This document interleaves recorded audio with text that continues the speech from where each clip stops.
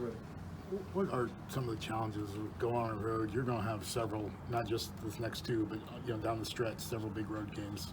Yeah, I mean, playing on the road with kind of hostile crowds, you gotta have some toughness about you, some mental toughness to be able to withstand some runs. And we kind of have talked to our guys about, if you look at we've had 5 games in the SEC where we've given up significant runs. We 3 of our losses, we're up 21, opened the gate at Florida, big run, into the half, started second half. 3 of our 5 losses are basically down to 4 possessions. So, 2 of those 3 came at home. I mean, we were up double digits, up 12-zip on Arkansas, lose, then you're up 15 against Tennessee, lose. And in each of those games, we gave up large runs, like more than double-digit runs in a short amount of time. So we've talked to them about being a little bit more mentally tough, being able to, if a team gets a score or 2 on you, like we've got to get a stop and we got to take care of the ball and get a decent shot up. So that becomes even bigger on the road. You definitely don't want to give up huge runs to a team on the road and really get the crowd into it. So yeah, we've been trying to talk to them, talk them through what they need to do. I might need to, I have used some timeouts, maybe need to use even more timeouts to try to stop that. But I think our guys are, we're getting better leadership. I think Petty's really trying. I think Kyra's trying to take ownership of the team. Part of that is stopping runs when they do, stopping them much shorter than what we've been stopping them now. What's your philosophy on using timeouts in those kind of situations? You know what? I mean, a lot of times I've had better teams, especially the last couple of years, we're more talented. Sometimes in that situation, you let them figure it out. I think that helps them in the long run. Now with a younger team, I think sometimes I probably need to use more. I always like to have them in my pocket for late if we need them. But I'll tell the guys too, I don't like to use a bunch of timeouts. So if you get stuck to save a turnover, call one. I mean, we get 4.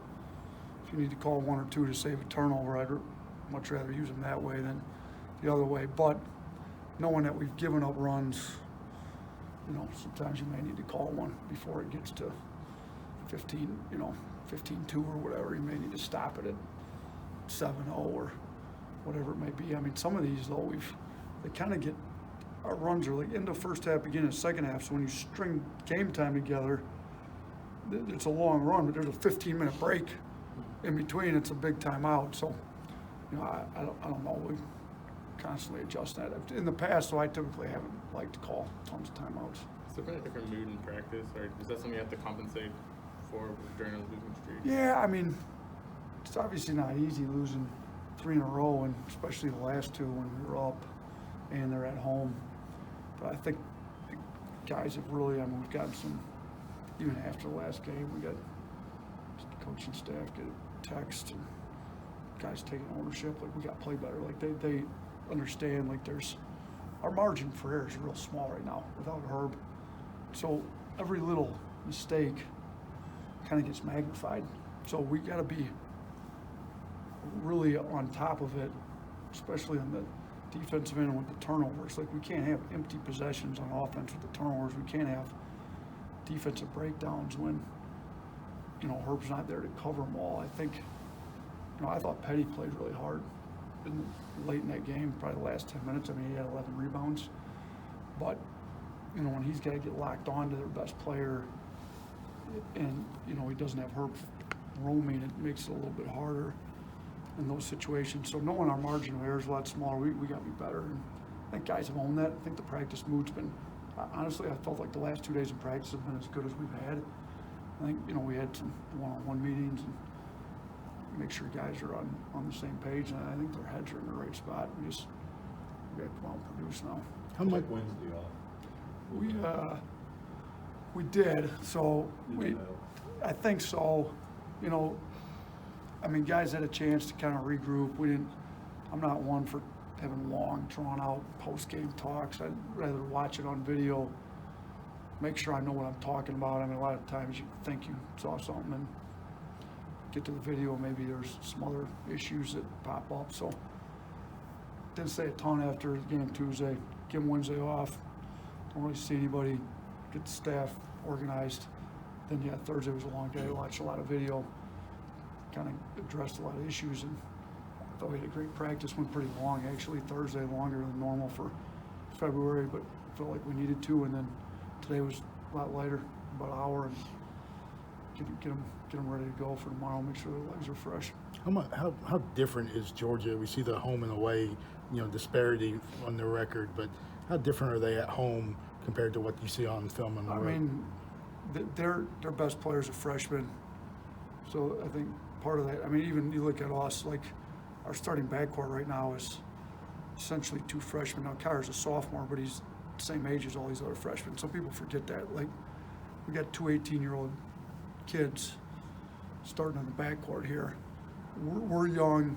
Sometimes when you're young, it's a little up and down sometimes. And Kyra and Shaq have a lot of experience now. Kyra being in his second year, he came into college year early. He's still 18 years old. So if you look at Georgia, Anthony Edwards is young, freshman, best player, tons of upside, but he definitely looks like the #1 pick in the draft for large stretches of some games. And there's other games where it looks like he's 18 years old. So I think that goes a part of it. Like when they get their home crowd behind them, it's probably easier to look like there's stretches in games where Georgia looks like the best team in this league.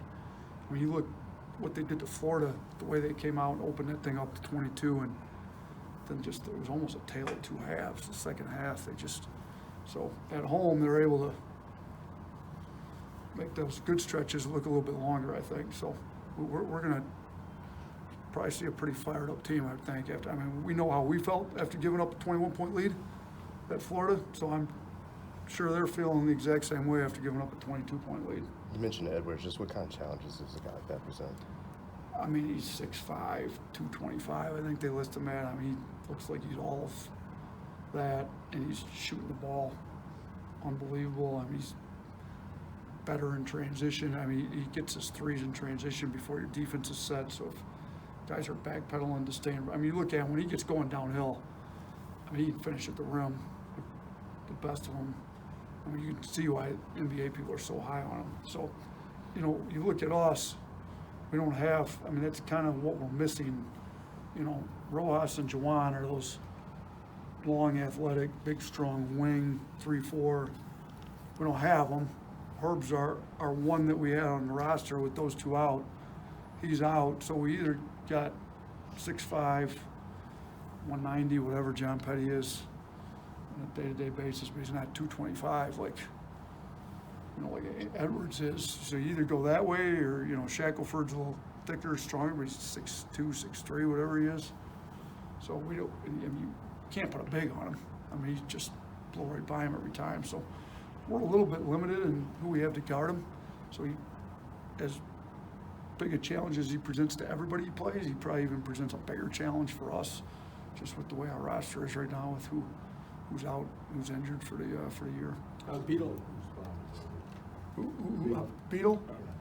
Thought he was pretty good in practice these last couple of days. I think he's able to. I think they've got his whole deal fairly well figured out. Now he hasn't put all the weight back on, so he's still down in weight, but he's eating food, staying down, practicing both days. Looked pretty good, in my opinion. So he can give us some shooting. He ended up playing 23 minutes the other night. We didn't plan on him playing. He's supposed to be a lot more limited, but with all the foul trouble we had too. So I think he's more than capable of playing 20+ minutes this weekend. You talked about the benefit of playing at home, but can there be a benefit to taking road, especially when you are struggling kind of the way you are? Yeah, I mean, we lost 2 at home, so we were up in both, so it may not be the worst thing to go on the road. Maybe get the group together, you're alone in a hotel room and spending some time on a plane, a bus together, get a little camaraderie. Sometimes that's not the worst. I mean, disappointing that we let the fans down. I think our fans have been great this year. Students have been coming out great. When you win, helps bring them out even more. So it's disappointing to drop the 2 because we'd like for the crowd to continue coming strong. Hopefully they do. Hopefully we can get back on winning some games maybe on the road before we come back home again. But yeah, there may be some value to going on the road. You had one, or? Yeah, but JV and Jaden talked about having that dog mentality. Is that something, especially on the road, is that something that you've instilled in them this week? And how does that play out on the road? How's that been for you guys? Yeah, I mean, I've really been talking about winning plays versus losing plays. And we got to have, I think we've got some guys that really want to be winners. I mean, we got guys in at 6 in the morning. Like, we've got guys texting us. Like, we've got guys that want to get this thing figured out, like, badly. But you have to make winning plays in the game. Like, wanting to win doesn't always necessarily mean you're going to win. And if all you do is think about winning the game, you end up losing a lot. What you have to do is make winning plays through the course of the game and not losing plays. So you may turn the ball over, just sprint back and get a stop. You may miss a free throw, a layup, whatever it is. Just turn around and make the next best play you can. So we're trying to do that. The other thing is we kind of made that point, showed the video. We also went through all the runs we've given up. And you can't, when you get a 15-point lead, that dog mentality that they're referring to, like, you got to play just as hard when you're up 15, down 15, tied, whatever. I showed them a clip from last night's game in the Bucks. I don't know if anybody saw it, like 30 seconds to go in the game, and Bucks are up 11, and it's over. But Giannis sprints back to make sure they didn't get a layup in transition with 20 some odd seconds to go in the game. Like, it's a reason, the Bucks are 5.5 games ahead or whatever they are ahead of the Lakers for best record in the league. Like, their best player, like I told our guys, like, up 11 with 30 seconds to go. It's just how he plays every play. We got to get the same mentality. Like, let's make sure if we're up 21 like we were at Florida, up 15 in the first half, up 12 zip, like, it doesn't matter. You have to play every single play with max effort and locked into the defensive end. That's probably what they're talking about, dog mentality. I would be my guess as to what they were referring to when I talked to you guys. Thanks, guys. I appreciate it. Thank you.